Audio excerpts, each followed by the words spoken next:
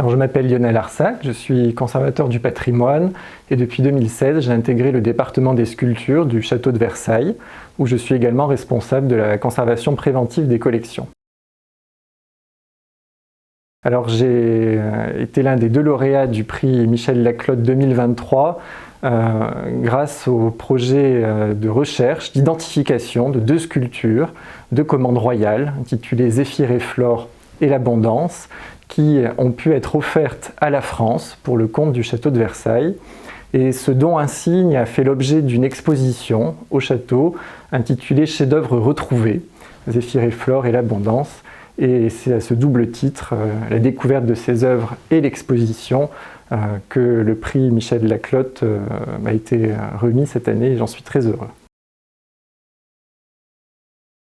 Alors au départ, je recherchais le groupe intitulé Zéphyr et Flore, qui était une commande de Louis XIV en 1713, donc la dernière commande de sculpture de son règne, destinée à ses jardins de Trianon. Et cette œuvre apparaissait dans la bibliographie, mais n'était pas localisée depuis au moins les années 1970. Donc j'ai entrepris ce travail de recherche pour essayer de la retrouver. Et je l'ai retrouvée dans l'ambassade de l'Angola en France, où j'ai également reconnu une deuxième sculpture, l'Abondance, quant à elle commandée par Louis XV, donc quelques années plus tard, en 1752, pour son château de Choisy. Avec le château de Versailles, on a milité pour que ces 2 œuvres puissent intégrer les collections nationales. Et l'État angolais, très généreusement, a fait don de ces 2 sculptures à la France pour le compte du château de Versailles.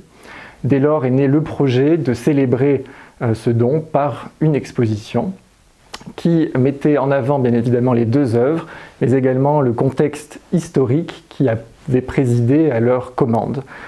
Et aussi, on a voulu retracer les historiques assez compliqués, je dois vous dire, de ces œuvres qui, de commande royale, sont ensuite passées chez une illustre famille de collectionneurs, les Rothschild, puis sont devenues propriété de l'État angolais. Exposition donc chronologico-thématique centrée autour de ces 2 œuvres et le catalogue de l'exposition assez ambitieux, avec de très belles images aussi, était là pour soutenir l'exposition et faire le point sur ces contextes historiques très différents et cet historique assez long et prestigieux. Les 2 œuvres sont très belles, je ne vais pas vous dire l'inverse, mais j'aimerais vous parler surtout de Zéphyr et Flore, ce groupe représentant donc le dieu du vent d'ouest qui apparaît soudainement à la déesse des fleurs, donc Flore, et ce couple tombe instantanément amoureux et de cette rencontre va naître le printemps bienfaisant.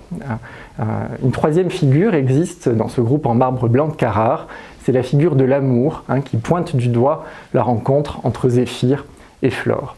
C'est une œuvre extrêmement gracieuse qui témoigne de cet art délicat, assez androgyne, érotique même, qui marque la toute fin du règne de Louis XIV et qui annonce d'ailleurs l'art plus rocaille du règne de Louis XV.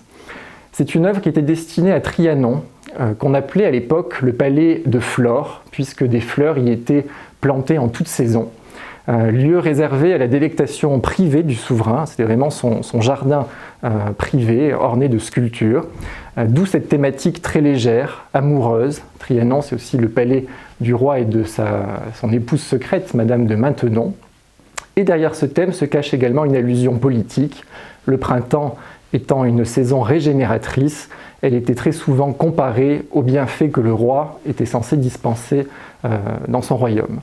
D'un point de vue du style, c'est une œuvre très légère, c'est vraiment un exploit technique aussi de la part de ces 3 sculpteurs, Frémin, Bertrand puis Bousseau, qui ont vraiment cherché à se jouer de la contrainte du marbre pour donner notamment à la figure de Zéphyr ce caractère très aérien. On a vraiment l'impression qu'il surgit du ciel et tout est aussi sur les émotions. Flore d'abord est surprise, voire même apeurée devant cette apparition soudaine et instantanément on le voit au jeu de regard, elle tombe amoureuse. Pour toutes ces raisons, Zéphyr et Flore est l'un des grands chefs-d'œuvre de la sculpture de la toute fin du règne de Louis XIV. J'ai été très heureux et honoré de recevoir ce prix Michel Laclotte, décerné par la Fondation pour l'Art et la Recherche. En effet, ce projet d'exposition a été le fruit d'une longue recherche, de longues négociations aussi pour aboutir à ce don d'État à État. Et je crois que c'est une récompense pour tous les jeunes conservateurs qui essaient justement de faire de la recherche et des publications de qualité, puisque ce prix récompense également l'exposition et le catalogue qui l'a accompagné. Pour moi, Michel Laclotte, c'était une figure quasi légendaire. Il était professeur à l'école du Louvre lorsque j'étais tout jeune étudiant. Et c'est aussi pour cela que je suis très très honoré de pouvoir être lauréat d'un prix qui porte son nom, qui récompense son travail, qui est, je pense, quelles que soient les générations de conservateurs, un véritable modèle.